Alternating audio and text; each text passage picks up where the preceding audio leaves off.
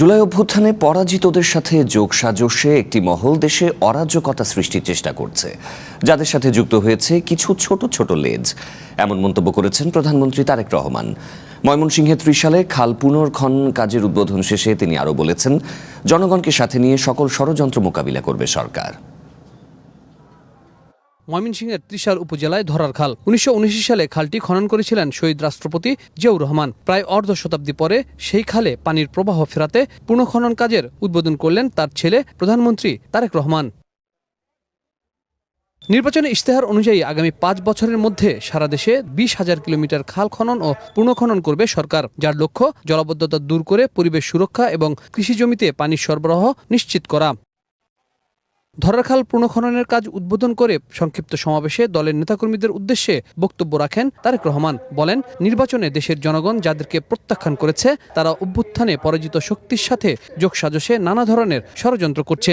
তাদের সাথে কিছু ছোট ছোট লেজ যুক্ত হয়েছে বলেও মন্তব্য করেন তিনি। তবে দেশের মানুষের ভাগ্য নিয়ে আর কাউকে ছিনিমিনি খেলতে দেওয়া হবে না বলে হুঁশিয়ারি করেন প্রধানমন্ত্রী। কিছু সংখ্যক মানুষ একটা পরিস্থিতি তৈরি করার চেষ্টা করছে, রাস্তাঘাট বন্ধ করে দিচ্ছে, যানবাহন চলাচল বন্ধ করে দিচ্ছে, এখানে আগুন ধরাচ্ছে, ওখানে উত্তেজনা সৃষ্টি করছে। এই কাজগুলো যারা তারা করে, তাহলে একদম তোর মায়ের রান্না। তোর মা কোথায়? সেভুরি বিরিয়ানি মশলা কিছু স্বাদ স্মৃতিকে ফিরিয়ে আনে। আপনারা কি মনে করেন, প্রথমে কি আইনের শাসনকে তারা বাধাগ্রস্ত করছে না?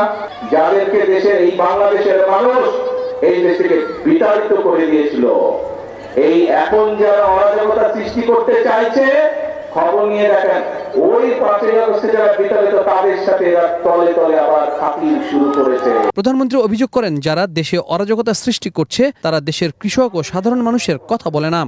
যারা এই রকম পরিস্থিতি তৈরি করতে চেষ্টা করছে তারা কিন্তু কৃষককে নিয়ে কোনো কথা বলে না। যারা একটা ঘোলাটে পরিস্থিতি তৈরি করতে চেষ্টা করছে তারা দেশের মানুষের কর্মসংস্থান নিয়ে কোনো কথা বলে না। যারা এই ধরনের পরিস্থিতি তৈরি করার চেষ্টা করছে, রাস্তাঘাট বন্ধ করে দিয়ে অবরোধ করার চেষ্টা করছে, তারা কিন্তু কৃষকের খাল কাটার কথা বলে না। দেশের স্বাধীনতা সার্বভৌমত্ব নিজেদেরকে রক্ষা করতে হবে বলেও মন্তব্য করেন প্রধানমন্ত্রী। ময়মনসিংহের ত্রিশালে প্রধানমন্ত্রী তারেক রহমান খাল খনন করে নেতাকর্মীদের উদ্দেশ্যে বললেন, যারা বাংলাদেশের ন্যায় বিচার এবং সুশাসনকে বাধাগ্রস্ত করতে চাইছে তাদেরকে জনগণকেই রুখে দিতে হবে। পাশাপাশি বললেন, এই বাংলাদেশকে গড়তে হলে ২০ কোটি মানুষের ৪০ কোটি হাতকে এক করে কাজ করে যেতে হবে। Habib Rahman, one news, Trishal, Mymensingh.